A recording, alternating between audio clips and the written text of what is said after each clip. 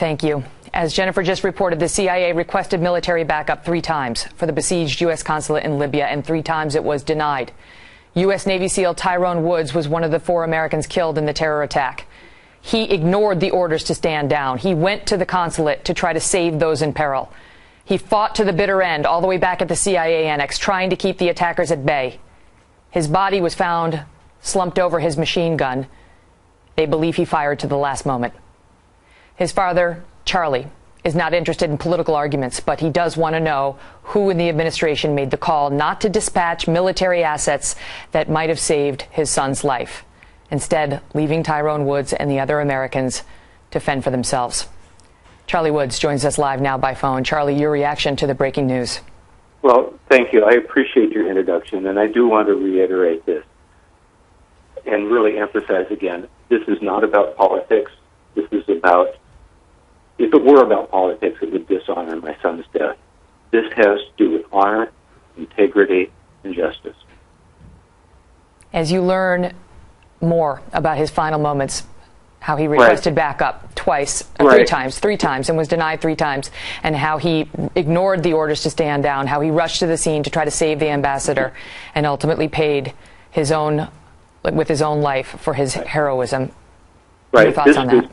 This news that he disobeyed his orders does not surprise me. My son was an American hero, and he had the moral strength to do what was right, even if that would professionally cost him his job, even if it would potentially cost him his life. He was a hero who was willing to do whatever was necessary to respond to their cries for help. If, in fact, those people in the White House were as courageous and had the moral strength that my son Ty had, immediately, within minutes of when they found there was the first attack, they would have given permission, not denied permission, for those C-130s to have gone up there.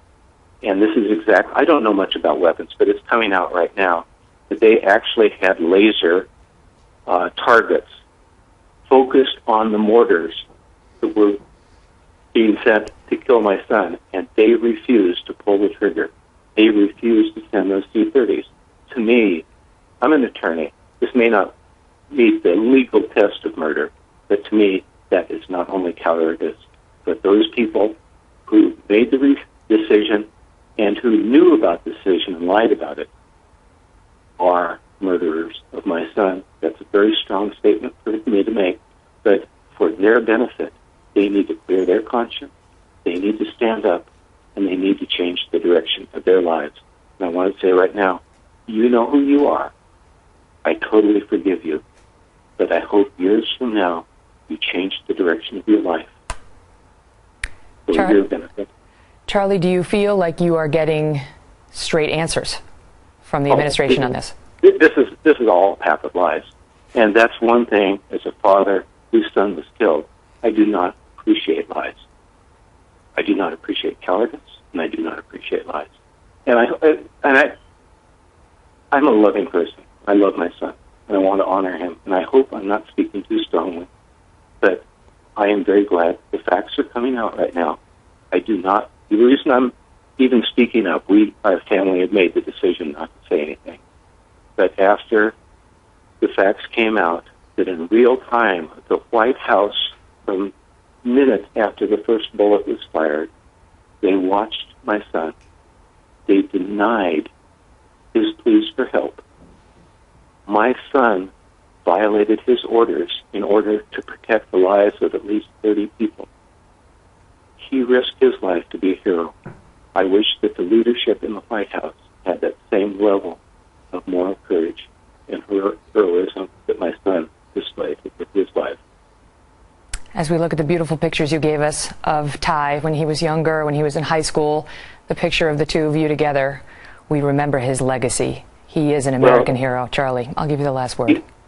Well, I appreciate that, and I sent you those pictures of Ty in high school, and I wanted you to show those to the people out there for one reason, and that is so that people could be inspired and to know that Ty was just a normal kid. Okay, we were an imperfect family, but we were a normal family.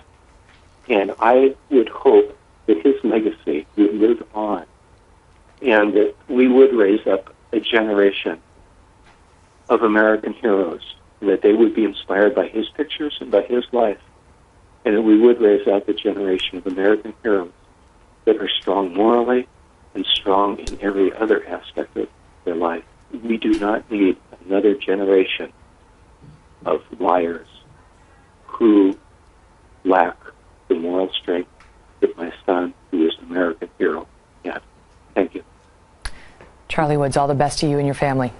And I really appreciate what's happening, and I really wish the best for those people that allowed my son to be murdered. And I mean that very sincerely. I want the best for them, but they need to stand up and they need to change the direction of their lives. Thank you. Thank you. All the best, sir. I know I speak for a lot of our viewers when I say your son will be missed, and we honor his memory today. Thank you for honoring him.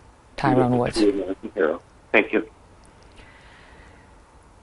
We are going to have much more on this story. We're taking your thoughts on it right now. You can send them to me on Twitter at Megyn Kelly. I do read them. And still ahead, we will be joined by the former White House Chief of Staff under President George W. Bush, Andy Card, as well as General Tom McInerney, who said yesterday that more could have been done. Much more. Keep it right here on America Live.